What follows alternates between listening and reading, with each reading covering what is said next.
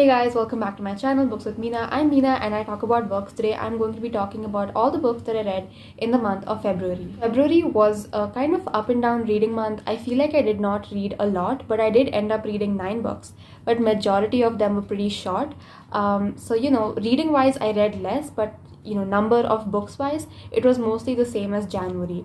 So without further ado, let's just jump right in. So the first book I read in the month of February was She's Too Pretty to Burn by Amber.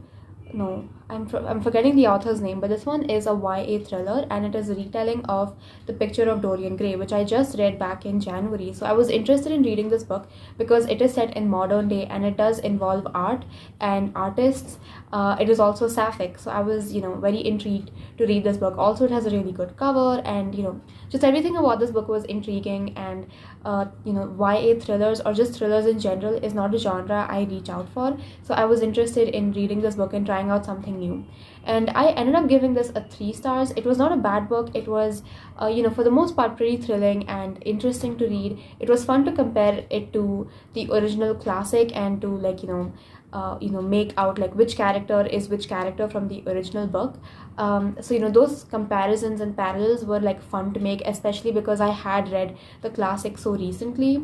And I do think this book is tackling some important and I would say complicated topics regarding artists and art, the kind of art that you do. One of our main characters is a photographer and she basically uses the other main character as her muse to get these really beautiful shots which are really raw and emotional. On the one hand, these photos that she takes are really just raw and emotional, like I mentioned, and people love looking at them because they feel very real. But on the other hand, the character who is being photographed does not feel comfortable being shown to the public in such a vulnerable way.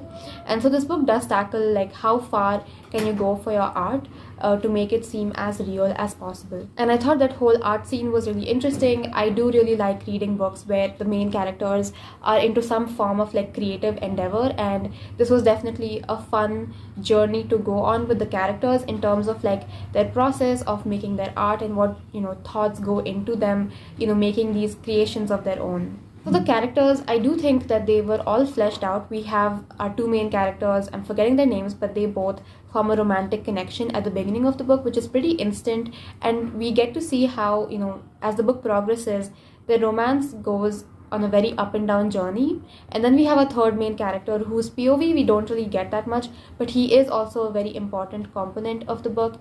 And the characters were all interesting. The way the roles they played in each other's lives was complicated. I can say they're all friends, they have romantic feelings for each other, but at the same time they also have negative emotions towards each other, and they're all also messed up in their own ways because of their own issues and trauma. So like I said, this book was very quick to read. I read it via audiobook, so I basically sped through the audiobook in like 3 to 4 hours, which is nothing. And it was a short book. It was fun, I guess you can call it, even though it does have its moments where it is hard-hitting and more emotional and does tackle some serious topics. We also get to see teenagers who are very flawed and pretty unlikable. I want to say all 3 of the teenagers in this book make some pretty questionable choices, and they're just like, part of it is, yes, they're flawed and they are still growing and learning, but part of it is also that they are almost adults and they know what they're getting into, but they still do it. So it's definitely like the original classic. This book is also the characters are complex, the relationships are all complex and pretty messed up, but I think where the classic succeeded was it made me think a lot and it left a lasting impression on me, whereas She's Too Pretty to Burn just felt forgettable in some ways. I'm not sure why, but just I felt like some parts of the book were lacking, especially the romance. The way it started, like I said, was very instantaneous, and then the way it progressed throughout the book, I did appreciate that you got to see that these characters are flawed and their relationships are also flawed because they don't really communicate with each other, but they also have their own issues. But I just feel like at the end of the day, it still didn't feel fleshed out enough. Like you got enough that you were like, okay, these are not cookie cutter characters, but they're also not completely 3-dimensional. And yeah, it was just kind of forgettable. The last like 20% of the book was definitely kind of scary and creepy. I want to say it's not horror, it's definitely not horror, but as someone who does not read a lot of thrillers, the last 20% of the book was kind of creepy and scary and pretty thrilling. But other than that, this book does lean more into the contemporary side of things, tackling family issues and trauma and relationships, and just growing up in like a messed up world and being a flawed person yourself. I do think a lot of people might enjoy this book a lot and find a lot of meaning in it. I do think this book has a lot of appeal for adults who are looking to read YA books. But I think for me, it didn't really hit the mark the way I was hoping it would. It just felt a little bland and forgettable at the end of the day. So I gave this one 3 out of 5 stars. The second book I read this month was The Order of the Pure Moon Reflected in Water. I hope I'm saying the book's name correctly because it's a pretty long title, and this was written by Zencho. This one is a novella. It is a fantasy novella kind of inspired by Malaysian history, if I'm not wrong, and you are following this nun who is part of the Order of the Pure Moon Reflected in Water, and she basically comes across these bandits at the tavern that she works as a waitress, that she works in as a waitress. And she joins them kind of, against their will because she doesn't really have anywhere else to go. And it's kind of like a Motley Crue, found family type of a journey. And it's very funny. I really liked this book. It was, it was quite different from anything that I have read recently because I have read fantasy, and I have read like the found family kind of in other books, but this book was just was different in its vibe and feel. It felt a lot like a very campy 90s or early 2000s action movie, and I have read some reviews on Goodreads where people were comparing this book to like many like Shaolin kung fu movies, if I'm not wrong. And yes, this book did have that kind of feel. The writing style was very cheeky and tongue-in-cheek and mischievous. The characters themselves were like full of life, and it made the book so much fun to read, especially the character of the nun. I thought she was brilliant, the way she was written, and this book is pretty short, but I was very interested and invested in these characters and their journeys. The world, I will say, it does feel vibrant because it is set in this historical time period, plus like magic exists, and you are following these bandits, and they are doing some like illegal stuff they're not supposed to do, and all the characters have like pretty distinct personalities. So yeah, the world felt very vibrant. I do wish we had gotten to see a little bit more detail of the world and its politics. There is a war going on. So while we do get glimpses of the political landscape and some of the fantasy and lore of the world, we don't really get a lot, which was fine by me because I did find whatever was there to be kind of confusing, which is expected with such a short book. But overall, I still really enjoyed the book because of the characters and their interactions, the group dynamic, the writing style. I think the author, what she was trying to achieve with the more like dramatic and tongue-in-cheek writing style, she definitely achieved that. And yeah, I gave this one a 4.5 out of 5 stars. I do recommend this one highly if you're looking for some fantasy, but you're probably burnt out of some high fantasies which are like 500 to 1000 pages long. This one is very short. The third book I read this month last month was The Dark Descent of Elizabeth Frankenstein by Kirsten White. And I have read other Kirsten White books before, and I absolutely love her writing style and the way she writes her characters. She does write a lot of, these like flawed and morally grey, very cutthroat female main characters, and that is definitely the case in this book too. It is a retelling of Frankenstein, and you are seeing the story from the perspective of Elizabeth Frankenstein, who is his wife, who is Victor Frankenstein's wife. And this book was just phenomenal. I think the book is again pretty short, as in I think it's like around 300 pages long, so it's not overly long, and it is a retelling of a very iconic classic which basically started the sci-fi genre. And the project of this book was just just in itself so compelling and interesting, but also not just like the premise of the book, but even the way it was executed was done so well. And I am in awe of the brilliance of this book, not because there are a lot of like plot twists and turns, not because of that, but because of it, because of how it really decoded, or you can say really peeled back the layers of main characters, especially of classics, who are mostly white privileged men, and the female characters that exist around them and the kind of roles that they play in these books are basically like secondary to the main characters. And Elizabeth Frankenstein is a very minor character in the original classic. She doesn't really make a lot of appearance, but in this book she really gets her own voice. And I think that it was the way the author handled this type of story and retelling or reimagining was just great, because it doesn't feel like she has created a completely brand new story. It's not that. It's all the elements of Frankenstein are in this book. It feels coherent, but also it adds a lot of layer and depth to some secondary characters, and it twists the narrative and makes us look at it from a different point of view.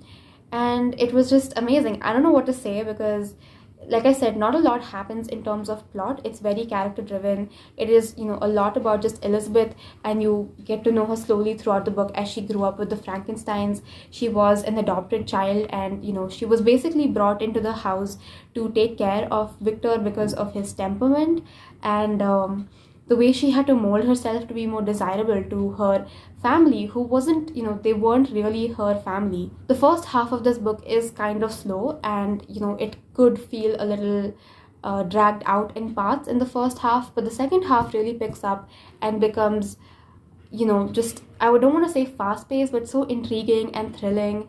And I absolutely enjoyed this book. It is definitely something I feel like a person would have to read in like smaller chunks. It's not the kind of book you can devour in one sitting.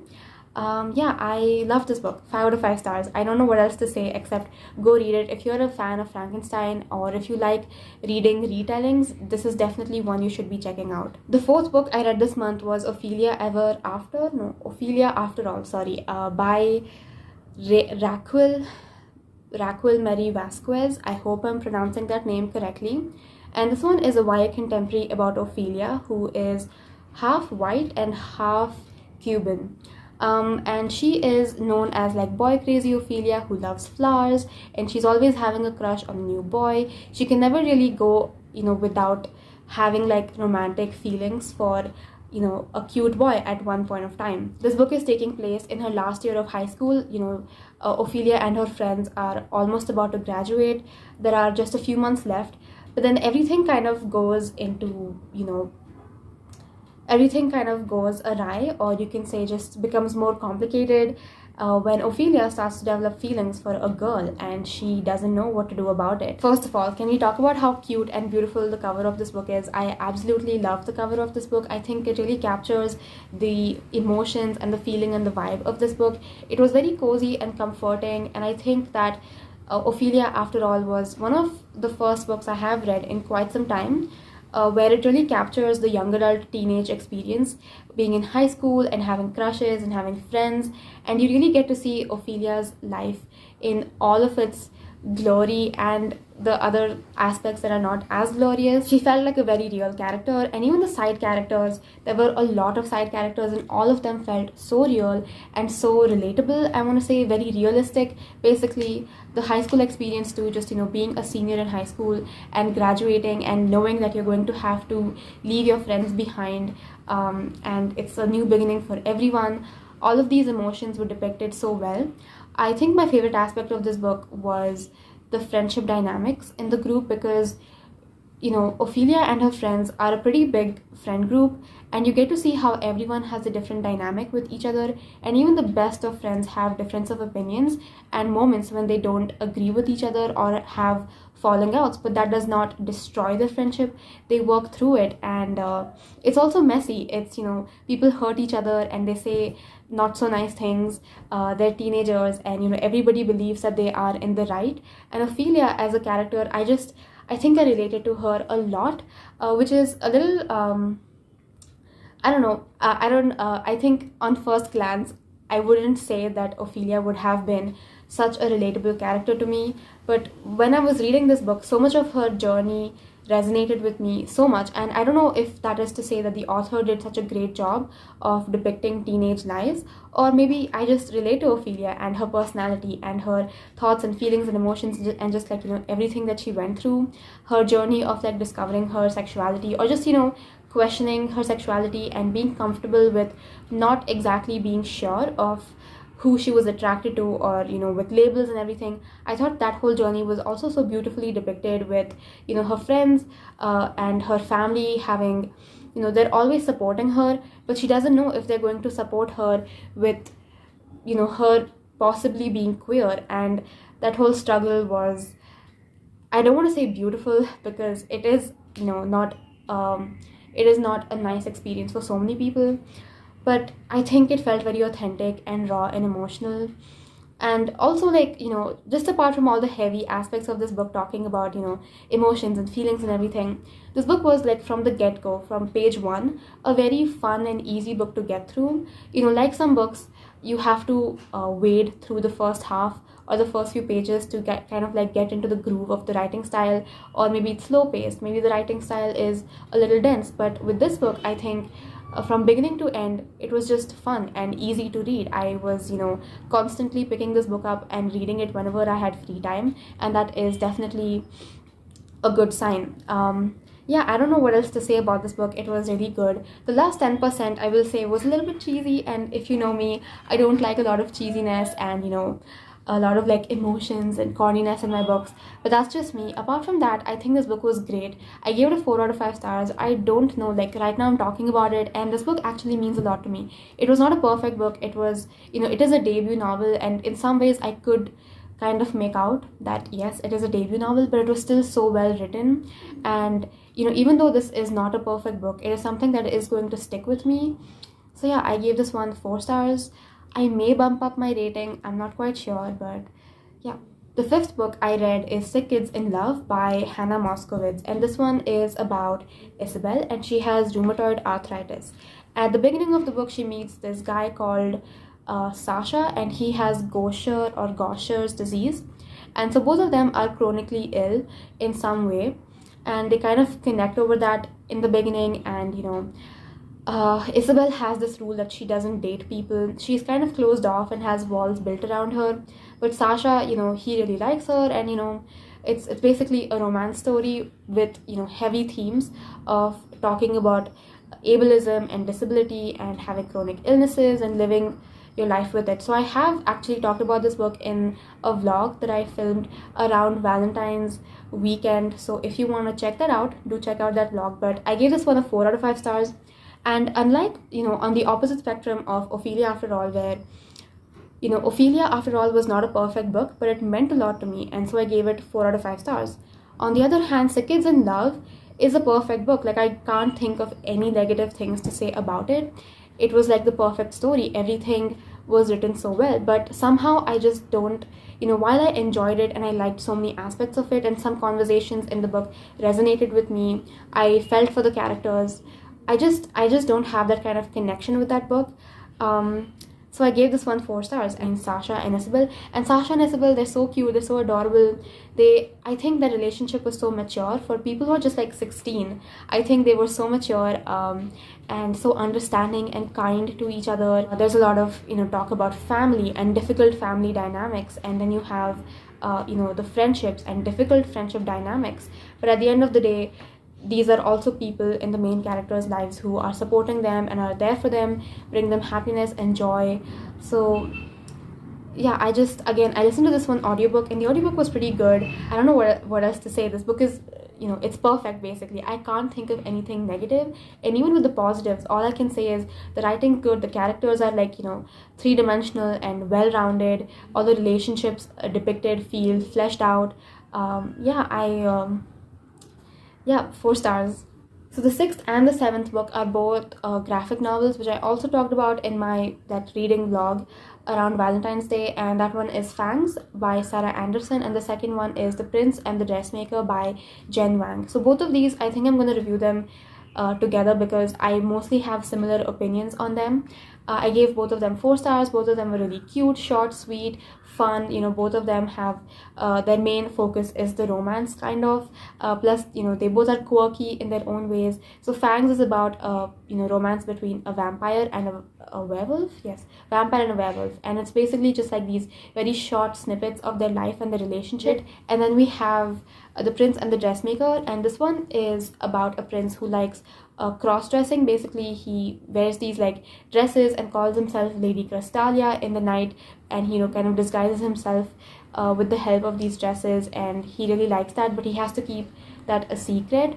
But he shares it with his dressmaker, who is this just poor girl called Frances, and she really enjoys and has a passion for fashion and making dresses. Basically, the eighth book I read this month was Ugly Love by Colleen Hoover, and so the quest for reading more Colleen Hoover goes on because my friend really loves this author, so I have to keep trying out her books, and I don't mind, honestly, because Colleen Hoover's books are always on the shorter side. They're pretty easy and fast to get through. Her writing style is very digestible, and the positives are definitely that these books are easy to get through. They're really fast and easy reads.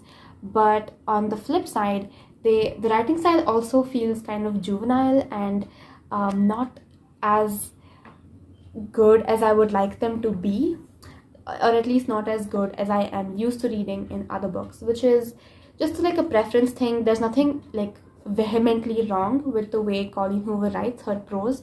They're not like abhorrent, but they're also not like great, and that is pretty apparent. And Ugly Love is a pretty old book of hers, I think, and I don't know if her writing style has improved over the years or not, but this does feel like a book that was written in the early stages of an author's career. But what is Ugly Love about? It's about Tate, who is a nurse, or she is in nursing school, and she basically moves into her brother's apartment because she has a shortage of money or something like that. And then her brother has this neighbor who is also his friend, and it's a romance between Tate and Miles, who is the neighbor. So Tate and Miles start this friends with benefits sort of relationship, and Tate starts developing feelings for Miles, whereas Miles is very closed off and does not want to have any kind of emotional connection or bonding with anyone, especially romantically. So it does create a difficult dynamic between the both of them because they're really attracted to each other, they have a lot of chemistry, but then both of them expect very different things from each other. And I think the concept of this book is very interesting. I think that the way it was written was also very realistic, with Tate always going back and forth between, I want Miles, but I also know that he is not particularly very good for my mental health and for my peace of mind. And I think that whole back and forth in Tate's mind was really well done. I do think Colleen Hoover's books, I've only read 2 of them so far, but they do kind of portray characters who are put in these situations that are kind of difficult and detrimental to their own good, but they keep persevering in these situations because what are humans if not flawed? Yeah, but overall I do think I enjoyed this book way more than November 9. I think this one was more coherent. It made a lot of sense, much more sense, and I liked the characters way better overall, even though there were some scenes and dialogues in between which were kind of like misogynistic and homophobic, kind of, with Miles being like very possessive and alpha and all of that. Like some of those things, I feel like, I know what to expect in a Colleen Hoover book, so they were there. And plot-wise, not much happens, honestly. It's just basically Tate and Miles having sex again and again, and they do have a lot of physical chemistry, but I honestly didn't exactly get why they were so like head over heels in love with each other, especially Tate, because we do get to see the book from her point of view for the most part. I just didn't understand why she was like so drawn to Miles, apart from he's really hot and he's unavailable, which is the perfect recipe for attracting women, I suppose. So I don't know, this book was not bad. It's just it's pretty repetitive because Tate and Miles, like I said, they just like keep fucking all the time, and they keep going back and forth with their feelings on each other. We know that something has happened with Miles' past which has traumatized him, and which is why he does not want to pursue any kind of romantic relationship. So those flashbacks, honestly, I feel like this was the case even in November 9, where we get to see some like shocking, revealing news from the character's past, and it's supposed to like shock us to our core. And I just don't know, every time it happens, it feels kind of cheap, and there's a lot of use of death and cheating to show that, oh, our characters are messed up and they went through something shitty in the past. Like I'm not a fan of these big reveals because we never really get to dive into the characters' emotions and their thought processes. It feels more like it's there for the shock factor, which in Ugly Love it was not as bad, but it still wasn't as good. So I gave this one of 2.5 out of 5 stars. It was perfectly okay. Mostly I enjoyed this book because it took me out of a reading slump. I had not read a book in like a week, and I read this book in like a day, I think. So yeah, I think every time I am in a reading slump, I should definitely pick up some Colleen Hoover. Yeah. And the last book I read this month, finally we're getting to the end of this video, is Vinyl Moon. I don't know how to pronounce that word, by Mahogany Brown. And this one is a YA contemporary about Angel, who is basically, she used to live in California with her mother and her younger brother, but then she gets physically assaulted in some capacity by her boyfriend. We're not quite sure what exactly happened, but her arm is in a sling now, and she, her family gets to know, her mother gets to know, and she immediately sends Angel to the opposite side of the country, to New York, to live with her uncle, to kind of heal and be, to be away from her abusive ex-boyfriend. So this book, in the beginning, I'm not going to say that I wasn't enjoying it. I was just like reading it like, okay, let's, see where the story goes. And, again, there's like not a lot of plot in this book. It's very slice of life. It's, just the reader reading about a very small part of Angel's life as she is finding herself and finding her voice. And, really this is about Angel's own coming of age story. It doesn't dive a lot into the physical assault aspect of it and toxic relationships. Over the course of the book, we do get to slowly unravel what happened with her boyfriend and, their relationship and how it was. But for the most part, this book is just really about Angel finding herself. It is very much a coming of age story, which is why this book felt very comforting, because I don't want to say a lot has gone wrong in Angel's life, but she doesn't have the best life. She has an absent mother, a father who is basically like he ran away from home or something, and she had to grow up pretty fast. She doesn't have a lot of friends in school. She doesn't know her identity, like where she fits in, what's her, what are her strengths. She doesn't really feel needed or loved. And throughout this book, as she comes to this new city, finds new friends, she finds new meaning in her life, and she gets to know so much more about herself and her worth and the worth in other people and having good, healthy relationships. And I thought that was just so beautiful. And this book it's very mundane. It's not like extravagant or poetic or dramatic. It's not that. The writing style is also very simplistic. But it's just so comforting and reassuring. It felt very calming to me, and I just ended up loving this book so much. And I just don't know what else to say about it.